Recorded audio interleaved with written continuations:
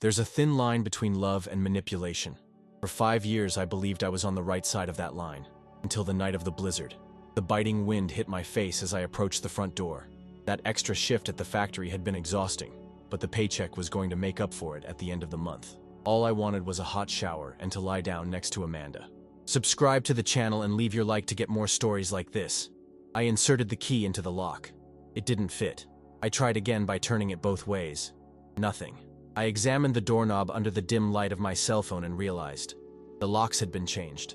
The temperature was dropping fast, already reading 15 degrees. The forecast warned of the worst blizzard in years. I rang the doorbell, banging on the door harder as the minutes passed with no answer. "Amanda, I'm freezing out here!" I walked around the house until I reached the living room window. Through the fogged glass, I could make out silhouettes. Amanda, her parents, and her brother Jason, sitting comfortably around the fireplace. Our heater was working perfectly while I shivered outside. I tapped on the glass. They looked over. Recognition. And then, laughter. I wasn't imagining things. They were laughing.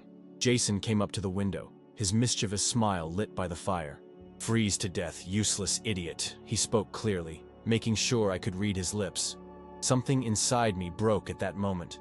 It wasn't anger. It was clarity. For 18 months, ever since Amanda's family, temporarily, moved into our house, I had become a stranger in my own home. I stopped knocking. I stopped pleading. I simply turned around and walked through the blizzard to my car.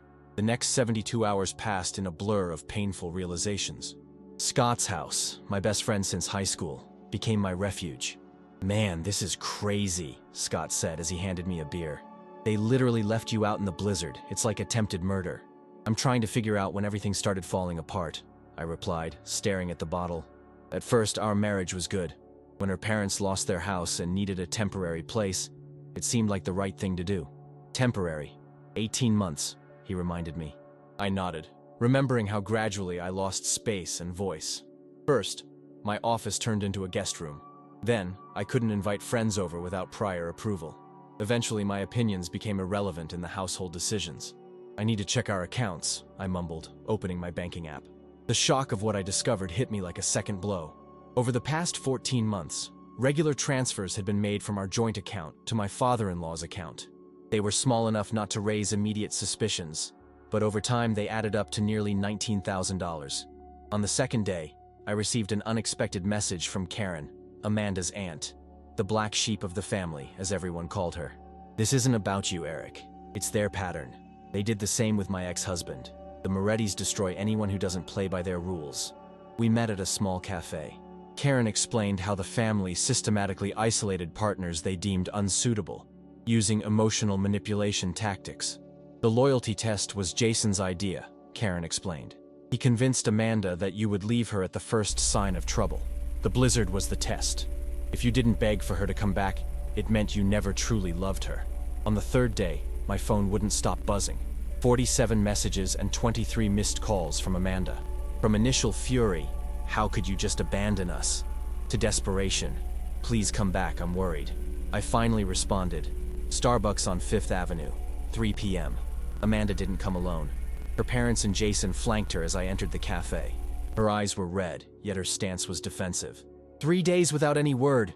We thought you were dead," she began, alternating between accusation and relief. I sat down calmly, placing my phone on the table. "I have 3 conditions for coming back home," I said flatly. "First, I want the $19,000 taken from our account over the last 14 months returned." My father-in-law's face went pale. Amanda blinked, confused. "What money? What are you talking about?" "Second, your family gets out of our house within a week. Third, we start couples therapy." Jason leaned forward with that same disdainful expression from the night of the blizzard. "And if you don't comply, what are you going to do? Cry?" I tapped my phone screen, revealing a video. It showed our living room window on the night of the blizzard. Jason was clearly visible saying, "Freeze to death, useless idiot." My neighbor had recorded everything while checking to see if I was okay. I'm sure the police, our friends, and co-workers would be very interested in this video. I can only imagine what it would be like for you, Jason, to explain this in your law office. The silence that followed at Starbucks was absolute. Jason's expression shifted from arrogance to shock, then to contained anger. My father-in-law, usually so eloquent, seemed to have swallowed his tongue. Amanda kept glancing between the video, her brother and me, as if trying to piece together a puzzle that just didn't fit. This doesn't mean anything, my father-in-law finally managed to say. It was just a joke that went out of control. A joke that could have cost me my life, I replied calmly. The temperature was below -15. People die in weather like that. Amanda touched my arm, tears streaming down her face now. Eric, it wasn't my idea. Jason said it would just be a test, that you'd bang on the door, insist, and then we'd all laugh together once we explained it all. A test? I kept my voice low but firm. What about the $19,000 that left our account as a test? Her eyes widened in genuine shock. What money? What are you talking about? I showed the bank statement saved on my tablet. The monthly transfers, always on the same days, always to the same account. The account holder's name clear as day. Robert Moretti, my father-in-law. Dad? Amanda's voice sounded almost childlike in its confusion. Is this for real? Robert cleared his throat, adjusting his posture. Temporary loans. For that investment I mentioned. We would pay it all back with interest when… 18 months, I interrupted. 18 months living in our house, eating our food, using our utilities. And still, money being taken from our account without permission. It was for the good of the family, Jason interjected, his condescending tone returning. Mom and Dad were in a rough spot. What did you expect us to do? Let them be homeless? I expected honesty, I replied. I expected respect in my own home. I expected my wife to consult me before transferring our savings. I turned to Amanda, who looked as if she was shrinking into her chair. Did you know about the money? Her silence said it all. You didn't have to be a genius to read that guilty look. My conditions still stand, I declared as I stood up. Return the money, get the family out of our house within a week, and we start couples therapy. Otherwise, I'll make sure this video and the bank statements go to the police, our lawyers, and everyone in our social network. Are you threatening us?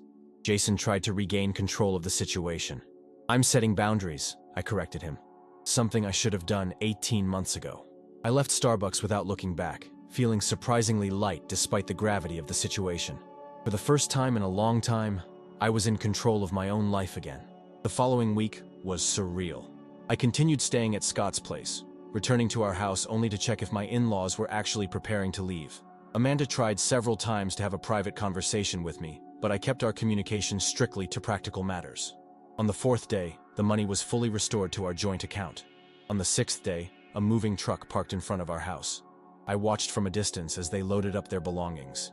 When I finally went back home the next day, the feeling was indescribable. It was like being able to breathe again after years of suffocation. The space now felt larger, brighter, even with all the marks left by the Morettis. And there were many marks. Little petty acts of revenge scattered around the house like emotional landmines. My video games were intact, but all the save files had been deleted. Hundreds of hours of progress lost. The furniture had been rearranged completely, as if someone was trying to rewrite the physical memory of the space. Family photos were repositioned, some even missing. Even my book collection had been chaotically reorganized, without any logic. At another time, this would have devastated me. Now, I saw it as nothing more than a pathetic final effort to maintain some control over me. That night, Amanda came back alone. She hesitated at the door, as if no longer sure she had permission to enter her own home. Or maybe it was the first time she realized this was really our space, not just an extension of her parents' house. They messed everything up, she said, clearly embarrassed. Can I help reorganize it? Tomorrow, I replied. Tonight we need to talk. We sat in the living room, our bodies separated by a meter on the couch. The physical distance reflected the even greater emotional gap between us. I've scheduled our first therapy session for Thursday, I informed her. I found a therapist who specializes in dysfunctional family dynamics. Amanda nodded, staring at her hands. Why didn't you ever tell me about the money? I finally asked. She sighed deeply. At first, it was just a one-time help. Dad said it was a rough patch, that they'd recover financially soon. And then, it became routine. There was always a new crisis, a new emergency. And you never thought to consult me? It was our money, Amanda. Our savings for the future. You would have said no, she replied simply. And that would have caused conflict. You always avoid conflict, Eric. Always going along just to keep the peace. Her words hit me hard. I had become so predictable in my passivity that she could just bypass any potential objections. When we got married, I continued after a pause, I thought we were building our own family. I never realized I was just being absorbed into yours. That's not fair, she protested weakly. I love you, but you love your family more. And honestly, I'm not even sure if you love me or just the idea of me. That painful silence came again, full of unspoken truths. Why me? I finally asked. Of all the men you could have chosen, why did you marry me? Amanda looked away, her eyes fixed on a photo of us on the shelf from our wedding day. We were both smiling, and I was blissfully unaware of what the future would bring. You were different, she began hesitantly. Stable, reliable. You didn't question things too much. Easy to influence, I added. She didn't deny it. Jason and Dad always thought you were predictable. They said you were perfect for me because you'd never cause any trouble. Every word felt like a tiny cut, precise and painful. Not because they were lies, but because they were truths I had refused to see. At the park where we met, I said after a long silence, you told me you admired my kindness, that it was a rare quality in the men you knew. And it was true, she replied quickly. It was true. I confused kindness with weakness for far too long, I continued. I thought that loving someone meant always giving in, always sacrificing. I've learned now that that isn't love. It's just fading away. Amanda began to cry softly. I didn't move to comfort her. I want a divorce, Amanda. The words came out easier than I expected. Maybe it was because that decision had already been made on the night of the blizzard, when I saw those smiling faces through the frozen window. Can't we try? She asked between sobs. Therapy. You said therapy is for learning how to separate in a healthy way, to understand how we got to this point, not to rebuild something that never really existed. Eric, please. For 18 months, I was an unwanted guest in my own home. And when your family decided I was no longer useful, they literally locked me out on the worst blizzard of the year. This wasn't a momentary mistake, Amanda. It was the culmination of years of disrespect. She cried even harder now. A part of me still wanted to comfort her, to hug her, and say that we'd find a solution. It was the old pattern trying to take back control. I resisted. We can try to do this as amicably as possible, I offered. We'll divide the assets fairly. No hostile lawyers, if you agree. Eventually, Amanda calmed enough to speak. I really loved you, you know? In my own way. I know, I replied softly. I loved you too. But sometimes love isn't enough when there's no respect and honesty. That night, I slept in our bedroom for the first time in over a week. Amanda stayed in the guest room. The physical distance now only mirrored the emotional reality that had settled between us. The Sunday dinner at the Moretti house had always been sacred, a strictly inviolable family tradition. So when Karen suggested I show up at the gathering, I hesitated at first. They think you're a wreck, Karen explained over the phone. Jason's been spreading that you had a nervous breakdown, that you're begging for Amanda to come back. Why would they do that? I already got what I wanted. Control of the narrative, Karen replied.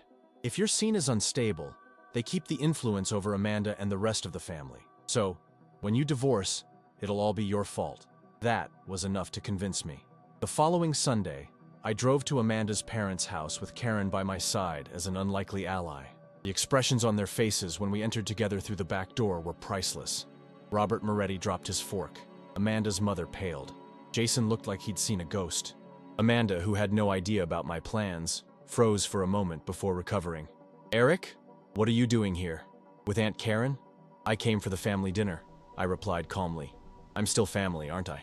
The silence was thick enough to cut with a knife. The 15 Moretti family members gathered around the large dinner table seemed unable to process my presence.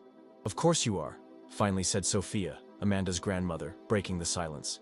Make room for 2 more at the table. Karen, it's been so long since I've seen you, dear. Jason tried to intervene. Actually, we were in the middle of a private discussion about how Eric locked Amanda out in the blizzard, interrupted Karen, her voice perfectly audible to everyone at the table. More silence. Confused looks circulated around the table. That's not how it was, protested Robert. There was a misunderstanding that nearly cost Eric his life, Karen continued relentlessly. Just like there was a misunderstanding when you did the same thing to my ex-husband 7 years ago. The younger cousins looked completely lost. The older ones exchanged worried glances. Amanda stared at her plate, unable to meet anyone's eyes. I placed my phone in the center of the table. I have a video that can clear this up for everyone. That isn't necessary, Robert tried to interject, reaching for the phone. On the contrary, Sophia, the family matriarch, shot back, stopping her son's hand. I think it's absolutely necessary. I played the video. The voices of Jason and Robert from the night of the blizzard were crystal clear.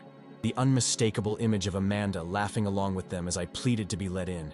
The devastating moment when Jason clearly said, "Freeze to death, useless idiot," for the camera. When it ended, the reaction was immediate. Maria, Amanda's cousin, abruptly stood up. "This is sick," she declared, staring at Jason.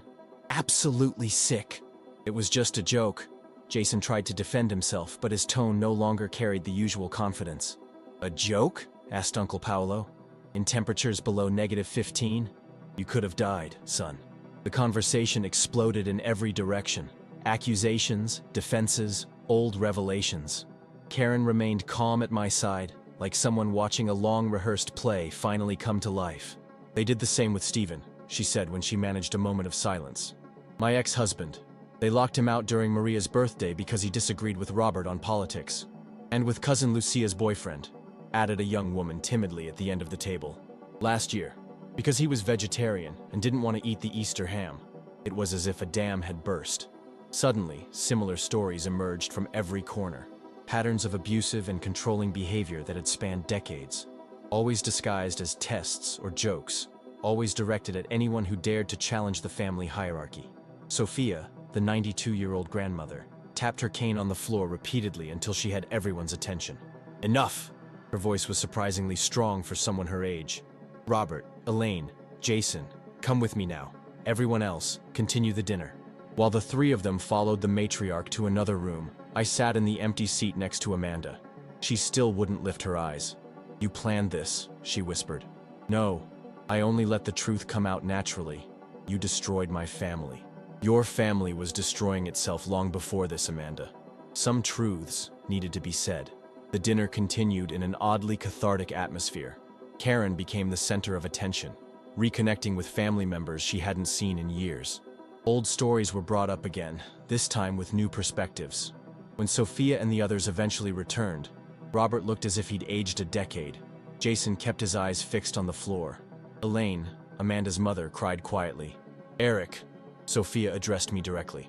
"On behalf of the Moretti family, I apologize for the way you were treated. This isn't how we treat people in this family. Or at least, it shouldn't be that way." I nodded in acknowledgement. "The money will be returned in full," she continued, "with interest, and there will be changes in the family dynamic from now on." Jason opened his mouth to protest, but a single look from Sophia was enough to silence him.